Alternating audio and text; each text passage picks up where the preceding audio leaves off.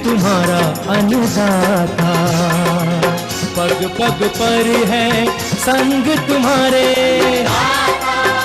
अन्नदाता। लहू किसानों का बन के पसीना सींचता है धरती का सीना।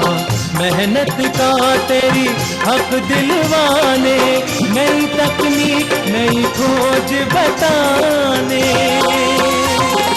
पशुधन को गुणवान बनाना, पौध सुरक्षा को सिखलाना, खेती के सब गुर समझाने, भारत का सरताज बनाने।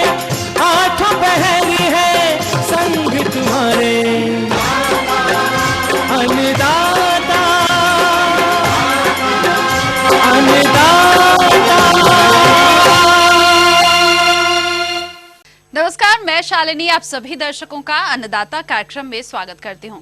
हर रोज की तरह कार्यक्रम में हम लेकर आते हैं खेतीबाड़ी से जुड़ी हुई बहुत सी लाभकारी जानकारियां। तो चलिए सबसे पहले देखते हैं क्या है विशेष आपके लिए आज के कार्यक्रम में। जैविक खेती पर जानकारी भाग 5।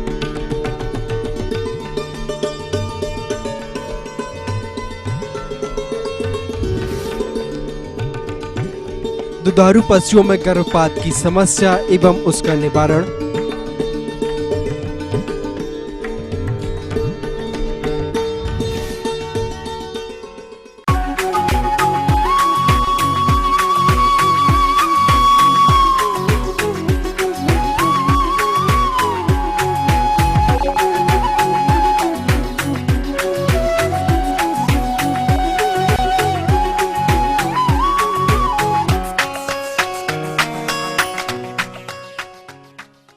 किसान भाइयों, जैविक खेती की क्रमवार श्रृंखला में आपने पिछले अंश में जैविक उत्पादों की गुणवत्ता बनाए रखने, प्रमाणीकरण हेतु आवेदन, पोषक तत्वों के उपयोग इत्यादि के बारे में जाना था।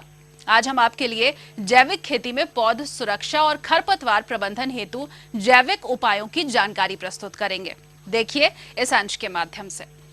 जैविक खेती हेतु किसान भाइयों उर्वरक प्रबंधन के लिए कुछ नुस्खे व पद्धतियां अपना सकते हैं, जैसे कि गाय का गोबर, मूत्र तथा दूध और दूध उत्पाद आधारित वस्तु के साथ, या बिना उसके, जिसमें विभिन्न प्रकार के वनस्पतिक उत्पाद हैं जो किसानों में काफी लोकप्रिय है। संजीवक, यह एक ऐसा मिश्रण है जो कि 100 किलोग्राम गोबर की खाद, 100 लीटर गोमूत्र और 500 ग्राम गुड़ के मिश्रण को 100 लीटर पानी में घोल बनाकर 10 दिनों तक तैयार होने के लिए छोड़ देते हैं तथा तैयार घोल को 20 बार 1 एकड़ हेतु अकेले अथवा सिंचाई जल के साथ उपयोग कर सकते हैं। जीवमूत्री, यह एक ऐसा मिश्रण है जिसमें 10 किलोग्राम गाय का गोबर, 10 लीटर गोमूत्र, 2 किलोग्राम गुड़, 2 किलोग्राम दाल का आटा तथा 1 किलोग्राम उर्वर मृदा आदि को 200 लीटर पानी में मिलाकर तैयार होने हेतु 5 से 7 दिनों तक रखने के बाद सीधे खेतों में छिड़काव करते हैं। पंचगव्या, यह एक ऐसा द्रव्य है जिसमें 4 किलोग्राम गाय का गोबर स्लरी, 1 किलोग्राम गाय का ताजा गोबर, 3 लीटर गोमूत्र, 3 लीटर गाय का दूध, 2 लीटर गाय का घी तथा 1 किलोग्राम गाय का मक्खन मिलाकर तैयार होने के लिए 5 से 7 दिन तक रखते हैं। उसके बाद सीधे खेतों में छिड़काव करते हैं या फिर सिंचाई जल के साथ उपयोग करते हैं। बायोडायनेमिक खाद, जिसमें BD 500 ग्राम गाय के सिंग का कंपोस्ट और BD 501 गाय के सिंग सिलिका का प्रयोग पौध वृद्धि नियामक हेतु पूर्ण छिड़काव अथवा मृदा में किया जाता है। जैविक कृषि में समेकित नाशी जीव प्रबंधन के अंतर्गत रासायनिक विधि को छोड़कर सभी क्रियाओं को अपनाकर रोगों एवं कीटों को क्षति स्तर के नीचे बनाया रखा जा सकता है।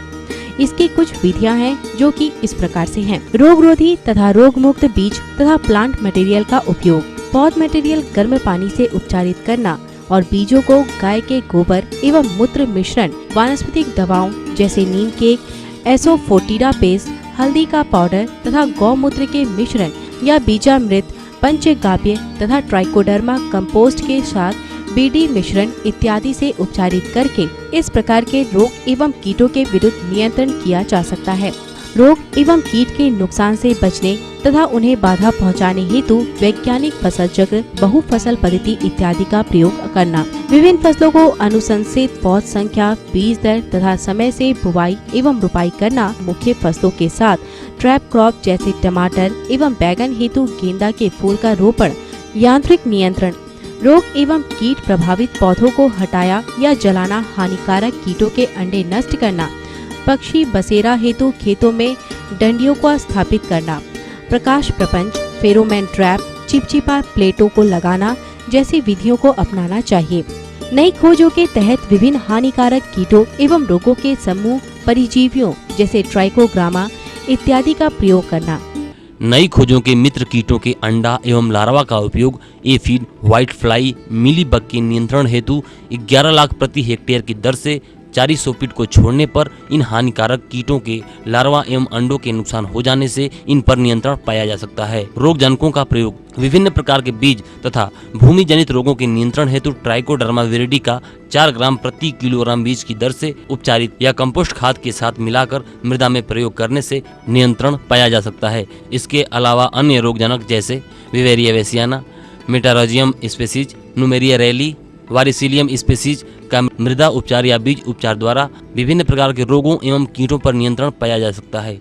अब आइए बात करते हैं वानस्पतिक रोग एवं कीटनाशकों की। विभिन्न वानस्पतिक रस जो कि रोगों एवं कीटों के विरुद्ध कार्य करते हैं, उनका छिड़काव अथवा बीज और पौध उपचार के प्रयोग में बनाया जाता है, जैसे नीम एवं नीम आधारित उत्पाद, जिसके अंतर्गत नीम की पत्ती का सत 1 किलोग्राम हरी पत्ती प्रति 5 लीटर पानी का घोल या नीम का छाल सत 1.25 से 5% नीम तेल का छिड़काव 15 मिलीलीटर प्रति लीटर या नीम की खली का सत 10 ग्राम प्रति लीटर का प्रयोग किया जाता है, जिससे बहुत सारे कीट पतंगों का नियंत्रण हो जाता है। पौधों पर छिड़काव हेतु विभिन्न वानस्पतिक रस जो गौमूत्र या गाय के गोबर के साथ या बिना उसके प्रयोग किया जाता है, आइए देखते हैं उसको।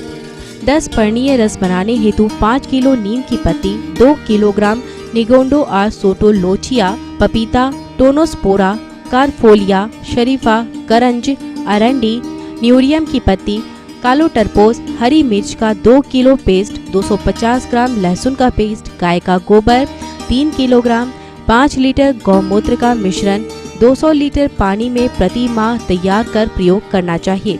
कोलियोपेटर्नस, डायमंड ब्लैक मॉथ सहित अन्य कीटों के रोकथाम के लिए बीटी फॉर्मुलेशन का छिड़काव, तने की सूड़ी तथा तंबाकू के कैटरपिलर सहित अन्य कीटों के रोकथाम के लिए वायरस बायोपेस्टिसाइड का उपयोग, जैसे ग्रेनुलोसिस वायरस, न्यूक्लियर पॉलीहाइड्रोसिस वायरस का प्रयोग, जैसे 250 लार्वल प्रति हेक्टेयर प्रयोग पॉलीफोजस कीट हेतु प्रयोग करना चाहिए।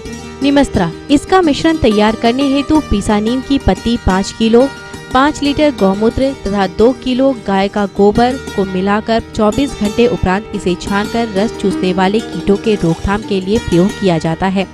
अग्न्यस्त्र, इस हेतु विभिन्न प्रकार के वानस्पतिक उत्पाद जैसे 1 किलोग्राम आइपोमिया पत्ती, 500 ग्राम कड़वी मिर्च, 500 ग्राम लहसुन और 5 किलोग्राम नीम की पत्ती तथा 10 लीटर गौमूत्र को मिलाकर गर्म करते हैं जब तक कि लगभग अपनी मात्रा का आधा हो जाए तथा 100 लीटर की मात्रा 1 एकड़ के लिए उपयुक्त है, जिसका उपयोग पत्ती मोड़क, तना छेदक, फल छेदक, फल मक्खी, aphid, leaf miner, jassid, mealybug कीट के विरुद्ध किया जाता है। ब्रह्मास्त्रम, इसमें पीसा हुआ आधा किलोग्राम तंबाकू की पत्ती, 2 किलोग्राम हरा मिर्च, आधा किलोग्राम लहसुन और 5 किलोग्राम नीम की पत्ती को कुछ देर उबालकर और उसे छानकर इसका उपयोग छिड़काव के रूप में हानिकारक कीट एवं रोग के विरुद्ध किया जाता है। किसान भाइयों, देखा आपने कि जैविक खेती हमारे लिए कितनी उपयोगी और टिकाऊ है। तो ये थी कुछ उपयोगी जानकारियां। अब लेते हैं एक छोटा सा ब्रेक, जल्द लौटेंगे और कार्यक्रम में आगे है बहुत सी महत्वपूर्ण जानकारियां, तो आप बने रहिए हमारे साथ।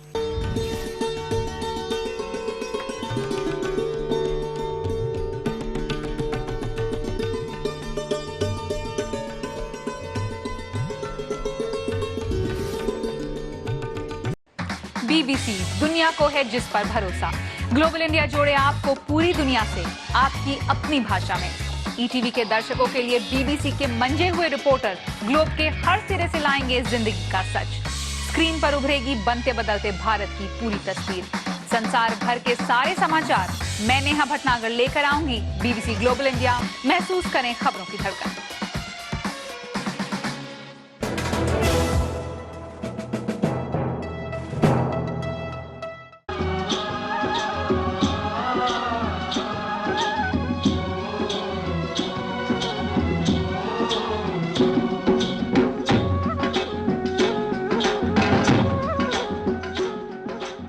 ब्रेक के बाद एक बार फिर से आप सभी दर्शकों का अन्नदाता कार्यक्रम में स्वागत है। बढ़ते हैं अगली प्रस्तुति की ओर।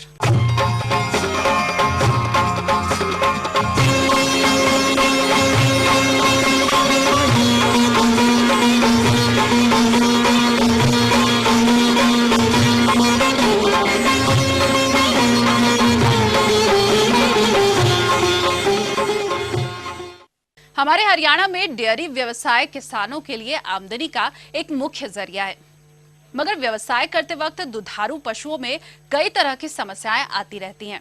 इनमें मुख्य रूप से जो समस्या देखी जाती है वो है गर्भपात। तो क्या है इसके कारण, लक्षण और निदान, इस बारे में जानकारी दे रहे हैं विषय विशेषज्ञ डॉक्टर पीसी रैगर। किसान भाइयों, आज हम आपको जो जानकारी देने जा रहे हैं वो है जो दुधारू पशु होते हैं, गाय, भैंस, भेड़, बकरी। इन दुधारू पशुओं में अक्सर किसानों की ये मुख्य समस्या रहती है कि जब जानवर गाभिन हो जाता है तो कई बार जानवरों में गर्भपात की समस्या काफ़ी हो जाती है। जैसे गाय है, भैंस है, बकरी है, भेड़ है, इनमें समय से पूर्व जो भ्रूण होता है, जो बच्चा है, कई बार गिर जाता है। उससे किसान भाइयों को आर्थिक नुकसान काफ़ी होता है और वो जानवर जो है करीबन 1 साल और आगे के लिए ठाला रह जाता है, सूखा रह जाता है। इसलिए किसान भाइयों को कई बार आर्थिक नुकसान का सामना करना पड़ता है। इसलिए किसान भाइयों, जो गाभिन पशु है का गर्भपात नहीं हो, इसकी विशेष किसान भाइयों को क्या क्या ध्यान रखना चाहिए। तो किसान भाइयों, जो दुधारू पशु है उनमें जो गर्भपात होता है वो 2 कारणों से होता है। एक तो संक्रामक और एक असंक्रामक, 2 तरह से होता है। संक्रामक में जैसे कोई जानवर है, कोई बीमार जानवर है या विषाणु प्रोटोजोआ इनके संक्रमण में आ जाता है तो जो गाभिन पशु है तो उसके अंदर इन्फेक्शन होता था, उससे बच्चा वो गिरा देता है समय से पूर्व। और के अलावा दुधारू पशु में जो गर्भपात होता है उसके जो वाहक है, जैसे प्रोटोजोआ है, जीवाणु है, विषाणु है, उसके संक्रमण से भी दुधारू पशु जो गाभिन होते हैं उनका गर्भपात हो जाता है। इसके अलावा जानवरों में हार्मोन के असंतुलन से या पोषक तत्वों की कमी हो जाती है, उनसे भी कई बार दुधारू पशु जो होते हैं वो समय से पूर्व बच्चा गिरा देते हैं, उनका गर्भपात हो जाता है। तो किसान भाइयों, जिन बच्चों का गर्भपात समय से पूर्व हो जाता है, इस बच्चों का निकटतम जो भी आपकी रोग निदान प्रयोगशाला हो, सबसे पहले इसकी जांच करानी चाहिए कि किस वजह से गर्भपात हुआ जानवर का, क्या कारण रहा उसका, और जिस कारण से उसका गर्भपात हुआ उसके बाद उस चिकित्सक की देखरेख में उसका ताकि इलाज कराया जा सके और भविष्य में इस प्रकार की आर्थिक शक्ति का सामना किसान भाइयों को नहीं करना पड़े। इसके अलावा किसान भाइयों, जो दुधारू पशु हैं, जो गाभिन पशु हैं, उनका विशेष ध्यान भी रखना पड़ता है चराते समय। जैसे आप कहीं जंगल में या भीड़ में चराने ले जा रहे हैं, उसमें कई प्रकार के गड्ढे होते हैं बड़े बड़े, और उसमें जानवर जैसे आपस में लड़ रहे हैं, दौड़ते हैं आपस में, तो उससे भी उनका वो कई बार जानवरों का गर्भपात हो जाता है।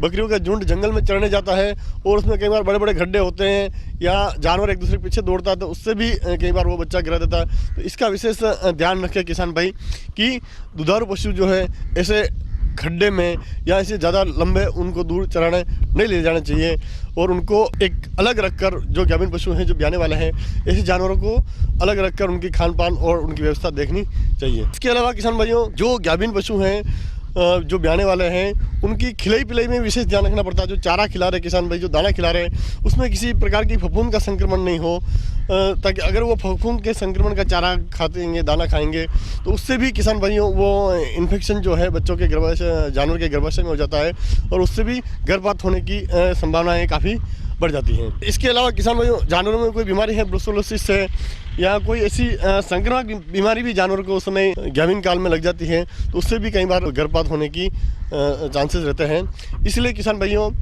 ऐसा कोई जानवर है जिसका गर्भपात हो गया है, उसको आप जो भी पशु चिकित्सक उसकी देखरेख में उसको की सलाह अनुसार दवा दें, ताकि उसकी जो बीमारी है जिससे गर्भपात हुआ उसका भविष्य में ऐसी प्रकार की घटना नहीं हो और किसान भाई को किसी प्रकार की आर्थिक क्षति नहीं हो। इस प्रकार से किसान भाई, जो सामान्य जानवर होता है, आपके पास सामान्य जानवर से गाभिन जानवर की देखरेख में कुछ विशेष बातों का ध्यान रखना पड़ता है, तभी आप इस आर्थिक नुकसान से बच सकते हैं। उसकी खान पान का हो, उसके आहार का हो या किसी प्रकार की बीमारी हो, तो उसका उस समय पर रहते चिकित्सक से उचित परामर्श कर इस समस्या से आप मुक्ति पा सकते हैं, उससे इलाज करा के, ताकि आपको असमय आर्थिक हानि नहीं होगी।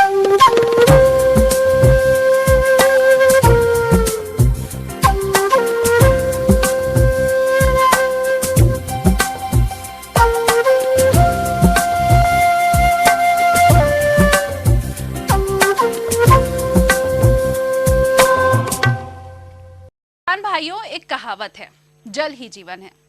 जल के बिना जीवन की कल्पना नहीं की जा सकती। और जब बात फसलों की हो तो इसका महत्व और भी बढ़ जाता है, क्योंकि फसलों से अच्छी उपज बिना सिंचाई जल के नहीं की जा सकती। अच्छी खेती के लिए आने वाले वक्त में संकट की संभावना बन रही है, क्योंकि जल की अंधाधुंध दोहन और बेमौसम बरसात से बहुत नुकसान हो रहा है। अब हमें पानी को जरूरत के मुताबिक प्रयोग और संरक्षण करना चाहिए। इन्हीं सब बातों पर प्रकाश डाल रहे हैं कृषि निदेशक आर.के. उत्तम। किसान भाइयों, आप लोग खेती में बहुत सारी चीज़ें प्रयोग करते हैं। बीज है, खाद है, जल है और कीटनाशक दवाएं भी प्रयोग करते हैं, तब जाकर के आप बेहतर उत्पादन पाते हैं। लेकिन अगर समय से फसलों को पानी की व्यवस्था न की जाए तो उत्पादन सीधे प्रभावित हो जाता है। और इस समय चूँकि मानसून की कुछ विषम परिस्थितियां रहती हैं कि जब किसान भाइयों को आवश्यकता होती है तो प्रायः पानी नहीं गिरता है, तो इसके लिए किसान भाइयों को स्वयं पानी की व्यवस्था करनी पड़ेगी। और हमारे जो भी सिंचाई के संसाधन जनपदों में हैं वो उतने पर्याप्त नहीं हैं कि उनसे किसानों का पूरी पानी की व्यवस्था हो सके। तो ये चूँकि पूरे देश की समस्या है, केवल उत्तर प्रदेश की या इस मंडल की नहीं है।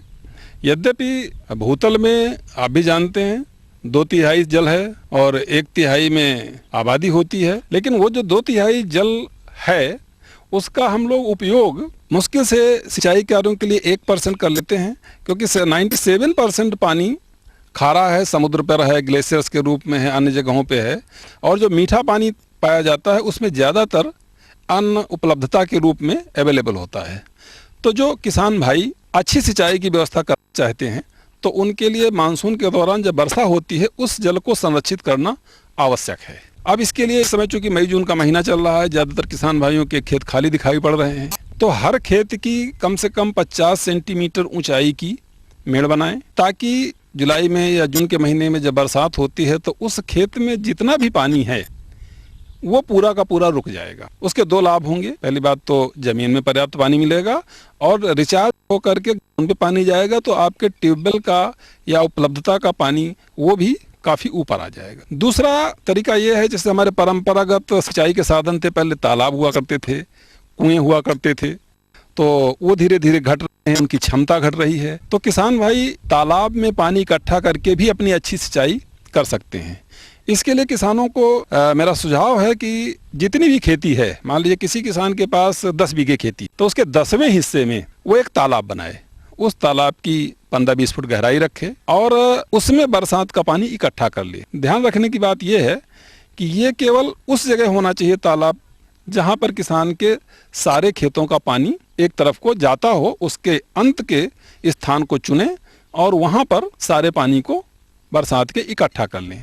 क्योंकि खेतों की एक सीमा होती है, अगर ज़्यादा बरसात हो गई तो जो हमने मेड़बंदी की है उससे पानी निकल के बाहर आएगा, तो उस सब को उस तालाब में इकट्ठा कर दे और उस तालाब पानी को संरक्षित रखें। और उस पानी से जब सिंचाई की क्रिटिकल अवस्थाएं हों, मान लीजिए पलेवा करना है या आगे धान लगाएगा और धान की फसल जब तैयार होती है उस समय पानी की ज़रूरत होती है और किसान भाइयों के पास पानी नहीं होता है तो सीधे उत्पादन को प्रभावित कर देती है। अन्य फसलें हैं, दलहनी बोता है, तिलहनी बोता है, तो आखिरी अवस्था पे जो एक क्रिटिकल स्टेज होती है वहाँ पर उस पानी की आपूर्ति उससे कर सकता है और बचे शेष को रबी में पलेवा करके उपयोग में ला सकता है। ये बहुत उपयोगी व्यवस्था होगी और इसके लिए किसान को बहुत ज़्यादा खर्च करने की भी ज़रूरत नहीं है और इससे वो सिंचाई के माध्यम से अपना उत्पादन बढ़ा सकते हैं। इसके अलावा तमाम सारे वैज्ञानिक तरीके हैं जिनकी सिंचाई के लिए आप वहाँ से उस तालाब के पानी को ड्रिप इरिगेशन से स्प्रिंकलर व्यवस्था के तहत भी उस पानी को ले जा करके अपने खेतों में सिंचाई कर सकते हैं। क्योंकि देखिए, अगर आप पानी को सीधे खेत पे लगाते हैं तो पानी कई बार आपको 1 इंच की इरिगेशन करनी है या उससे कम करनी है, लेकिन फ्लडेड इरिगेशन जो आप खुला पानी छोड़ देते हैं नालियों के माध्यम से, वो पानी पूरा भरता हुआ खेत को ले जाता है और कई बार पानी ज़्यादा भी हो जाता है वहाँ पे जहाँ आपकी ज़रूरत उतनी पानी की नहीं होती, कम पानी से चल जाता है। तो ड्रिप इरिगेशन क्या है? ड्रिप इरिगेशन की व्यवस्था है कि पौधे के जड़ तंत्र को सीधे पानी दिया जाता है, आप भी जानते हैं इस बात को। और स्प्रिंकलर इरिगेशन में यह है कि बौछारी सिंचाई होती है, जहाँ आपकी आवश्यकता है पाइपलाइन बिछा दी और ऊपर फुहारा चलेगा और फुहारा चलने के साथ ही साथ सिक जाएगा। जब आपको लगे कि यहाँ पे पर्याप्त पानी सिंच गया है, इस सिस्टम को उठा करके दूसरी तरफ शिफ्ट कर दीजिए, वहाँ का हो जाएगा। इससे भी आपकी जल की बचत होगी। तो बिना जल बचाए आप खेती नहीं कर सकते हैं। तो इस प्रकार किसान भाइयों, जल संरक्षित करें और संरक्षित जल का सही ढंग से सिंचाई का उपयोग करें और सही समय पर करेंगे। यही मेरा आप सभी को सुझाव है। आगे और भी है कुछ रोचक जानकारियां, पर यहाँ पर रुकेंगे एक और कमर्शियल ब्रेक के लिए। जल्द हाजिर होते हैं।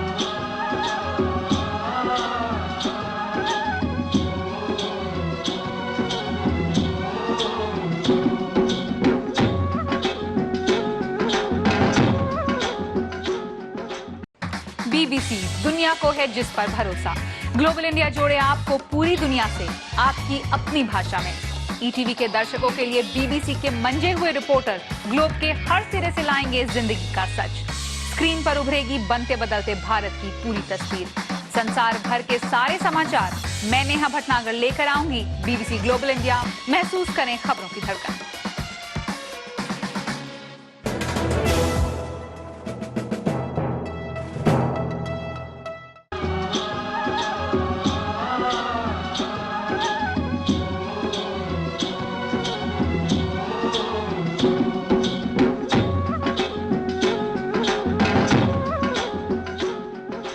ब्रेक के बाद आप सभी दर्शकों का स्वागत है और चलिए अब रुख करते हैं अगली कड़ी की ओर।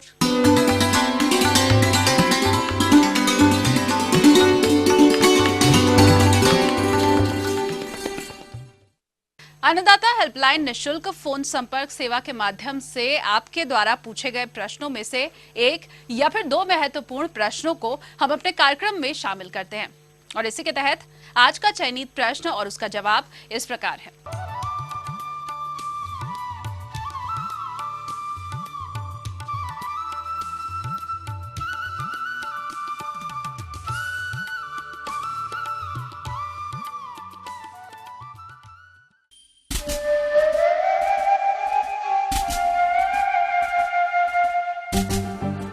सौर ऊर्जा सूर्य द्वारा प्राप्त एक अक्षय ऊर्जा है जिसका प्रयोग बिजली बनाने में कई वर्षों से किया जा रहा है। इस तकनीक में बहुत से सुधार होते होते आज ये विद्युत उत्पादन का सरल एवं आसान तरीका बन गया है। सूर्य के प्रकाश को सोलर सेल द्वारा अवशोषित करके फोटो इलेक्ट्रिक विधि से सोलर विद्युत का उत्पादन होता है। इसे हम करंट के रूप में परिवर्तित करके सिंचाई जल निकालने में प्रयोग करते हैं। सूर्य से विद्युत उत्पादन हेतु एक मोटर, एक सोलर पैनल तथा एक दिखाए जा रहे ढांचे की निर्माण की आवश्यकता होती है। सोलर सेल, जो कि सिलिकॉन नामक धातु से बनाया जाता है, इसके ऊपर सूर्य किरणें जितनी ज्यादा पड़ती हैं, उतना ही ज्यादा विद्युत का उत्पादन होता है। यह सोलर पैनल 3 प्रकार के होते हैं। पहला मैनुअल, दूसरा स्टैंडर्ड और तीसरा ऑटोमेटिक ट्रैकर पैनल। आइए हम चर्चा करते हैं मैनुअल टाइप सोलर पैनल के बारे में। इस प्रकार के पैनल को सूर्य की दिशा में हाथों से घुमाना पड़ता है। ये कार्य कोई भी व्यक्ति कर सकता है। सुबह के समय सोलर पैनल को पूर्व दिशा की ओर रखते हैं। दोपहर के समय सूर्य की सीधी किरण में सोलर पैनल को रखते हैं और शाम को इसे पश्चिम दिशा में घुमाना पड़ता है। अब बात करते हैं स्टैंडर्ड टाइप सोलर पैनल के बारे में। ये एक स्थायी संरचना होती है, अर्थात इसे विभिन्न दिशाओं में घुमाने की आवश्यकता नहीं पड़ती। इसके पैनल को दक्षिण दिशा की ओर स्थायी तौर पर लगा दिया जाता है। यह सुबह के समय थोड़ी देर से कार्य करना प्रारंभ करता है, इसलिए इसमें एक संशोधित संस्करण आया है जिसे ऑटोमेटिक ट्रैकर सोलर पैनल कहा जाता है। यह ऑटोमेटिक ट्रैकर अपने आप ही सूर्य जिस तरफ रहता है उस दिशा में घूम जाता है। इसमें स्टैंडर्ड टाइप सोलर पैनल की तुलना में 20 से 30% ज्यादा कार्य करने की क्षमता होती है तथा ये संयंत्र सुबह 8 बजे से ही कार्य करना प्रारंभ कर देता है, परंतु इसका मूल्य थोड़ा ज्यादा होता है। स्टैंडर्ड टाइप के निर्माण हेतु 5 किलोवाट पैनल का मूल्य लगभग 5.5 लाख होता है तथा 2 से 3 किलोवाट क्षमता वाले पैनल का मूल्य 3 से 3.5 लाख रुपए होता है। इसका अर्थ ये है कि 1 किलोवाट क्षमता वाले सोलर पैनल का मूल्य लगभग 1 लाख रुपए होता है। ऑटोमेटिक ट्रैकर टाइप पैनल हेतु 5.5 किलोवाट क्षमता वाले पैनल का मूल्य 6.5 लाख रुपए होता है। अगर आपके पास पहले से ही स्टैंडर्ड पैनल लगा हो तो उसे हम ऑटोमेटिक ट्रैकर में परिवर्तित कर सकते हैं। इस हेतु आपको 1.5 लाख रुपए अतिरिक्त व्यय करना पड़ेगा। अगर आपकी विद्युत मोटर 2 हॉर्स पावर की है तो उसे 2 किलोवाट के सोलर पैनल से आसानी से चलाया जा सकता है, और यदि आपकी मोटर 5 हॉर्स पावर की है तो उसके लिए 5 किलोवाट का सोलर पैनल लगाना पड़ेगा। आपके पास अगर विद्युत मोटर उपलब्ध है तो इसके लिए आपको अलग से कोई विशेष प्रकार की मोटर खरीदने की आवश्यकता नहीं पड़ती है। सोलर पैनल द्वारा उत्पादित करंट डीसी होता है, जबकि हमारी विद्युत मोटर एसी करंट से चलती है। अतः इस डीसी करंट को एसी करंट में परिवर्तित करने के लिए पीएफटी नामक एक उपकरण लगाना पड़ता है। इसे हम विद्युत मोटर में लगाते हैं। यह सोलर पैनल पूरी तरह से सुरक्षित है और इसमें कोई खतरा नहीं है। अगर किसान इसे बंद करना भूल ही जाए तो ये एक निश्चित समय के उपरांत स्वयं बंद हो जाता है और अगले दिन फिर से कार्य करना प्रारंभ कर देता है।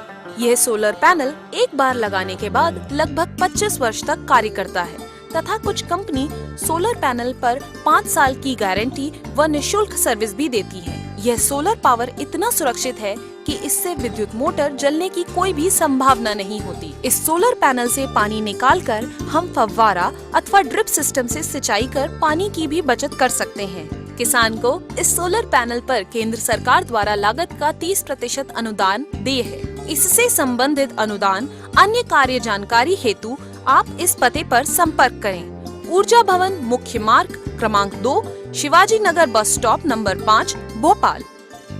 किसान भाइयों, सोलर पंप न केवल बिजली की अनिश्चितता से बचाता है बल्कि विद्युत बिल व डीजल द्वारा सिंचाई में आने वाले खर्च को भी बचाता है।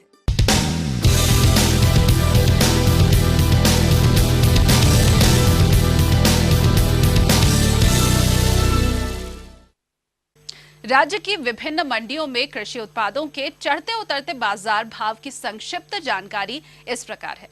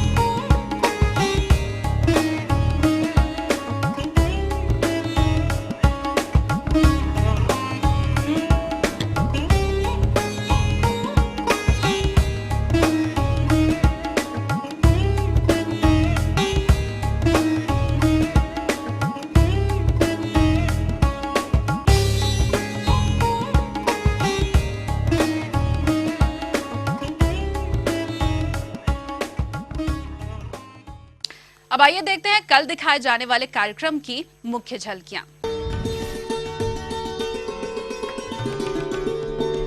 ज्वार की वैज्ञानिक खेती के बारे में जानकारी। हम उम्मीद करते हैं कि आज का कार्यक्रम आप सभी दर्शकों के लिए उपयोगी रहा होगा।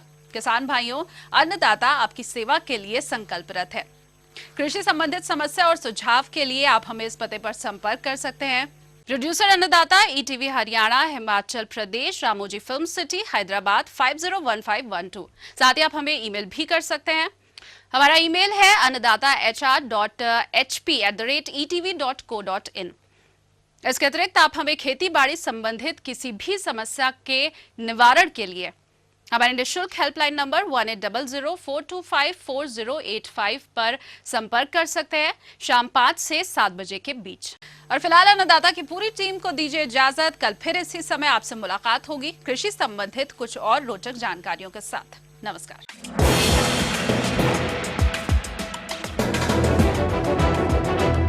आप देख रहे हैं ईटीवी न्यूज़ हरियाणा, हिमाचल प्रदेश, खबर ही जीवन है।